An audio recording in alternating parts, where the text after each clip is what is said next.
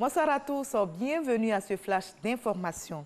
Le président Alassane Ouattara a quitté Abidjan aujourd'hui pour Addis Abeba en Éthiopie où il prendra part au 33e sommet ordinaire de l'Union africaine.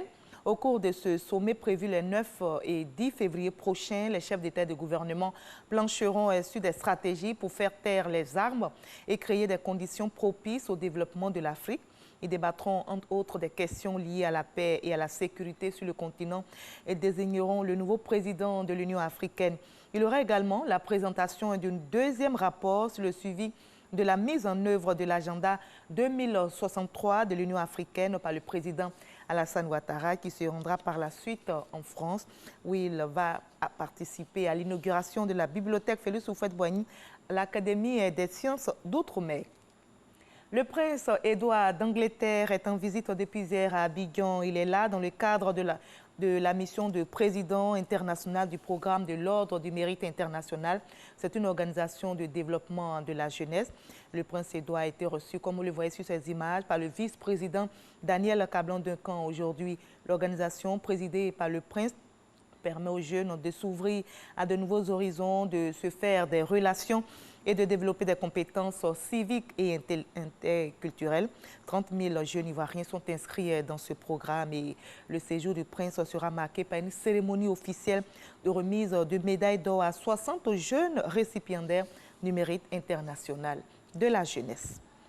Plusieurs chantiers ont été entamés par le gouvernement dans le cadre du programme de construction, de réhabilitation et d'équipement des structures sanitaires du pays. Et bien, pour s'assurer du bon déroulement des travaux, le ministre de la Santé, Aka Awele, s'est rendu à Yopougon, à Thiès, sur les chantiers de l'hôpital général et du centre de santé du village communal de Béago. On en sait plus avec Salimatou Dia.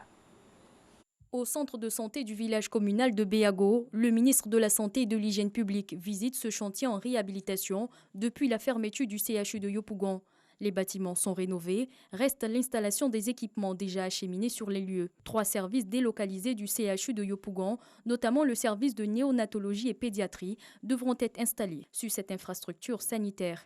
Le cap est mis sur Yopougon-Atié. Ici, l'hôpital général se fait en lifting, un véritable chantier qui est passé d'une simple réhabilitation en une construction. Le ministre Eugène Aka Awele annonce l'ouverture imminente. On a pensé à offrir à la population des soins de santé de qualité et de proximité. Il y a ici l'expression de l'engagement du Premier ministre qui suit tous ces travaux. Il y a ici l'expression du leadership du président de la République. Dans quelques mois, nous verrons donc sortir ici un hôpital parfaitement aux normes.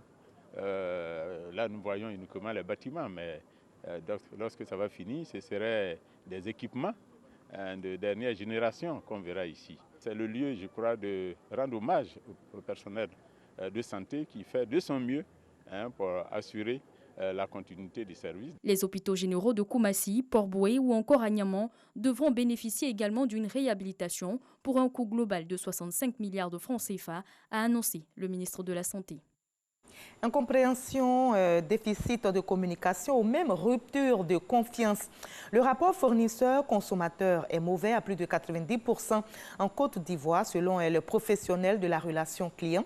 Entre les fournisseurs de services publics ou privés et leurs clients, c'est souvent le désamour. Les acteurs de la relation client s'érigent désormais en médiateurs pour concilier les deux parties. Quand les centres d'appel concilient donc fournisseurs et consommateurs, c'est le sujet de notre dossier vide ici et ce sera dans le journal de 20 h. À l'étranger, le Burkina Faso compte près de 615 000 déplacés. Le nombre ne cesse de s'accroître malheureusement en raison des attaques terroristes. À Kaya, ils sont des milliers de déplacés disséminés dans toute la ville et parmi eux se trouvent des enfants qui doivent être scolarisés. Face à l'afflux de nouveaux élèves, les écoles de cette ville, moyenne de 70 000 habitants avant la crise, ont dû s'agrandir pour accueillir les enfants déplacés, souvent traumatisés. Et en attendant de rejoindre les nouvelles classes, les enfants déplacés passent quelques semaines dans des espaces temporaires d'apprentissage. N'oublions jamais Dr Lee, ce médecin qui a parlé d'une maladie appelée rumeur. Ces déclarations d'internautes envahissent les réseaux sociaux en Chine et la mort du jeune ophtalmologue lanceur d'alerte suscite une vague de réactions et de colère. Ce jeune médecin victime du coronavirus a perdu la vie aujourd'hui selon l'hôpital central de Wuhan. Arrêté puis réhabilité, il a été parmi les premiers à révéler l'existence d'une épidémie de pneumonie virale sur le marché aux fruits de mer de Wuhan fin décembre dernier. Et c'est ici que l'on s'arrête pour ce Flash Info, mais juste après, suivez l'info régionale pour avoir toutes les nouvelles de nos régions ici en Côte d'Ivoire. Et moi, je vous retrouve avec grand plaisir à 20 h.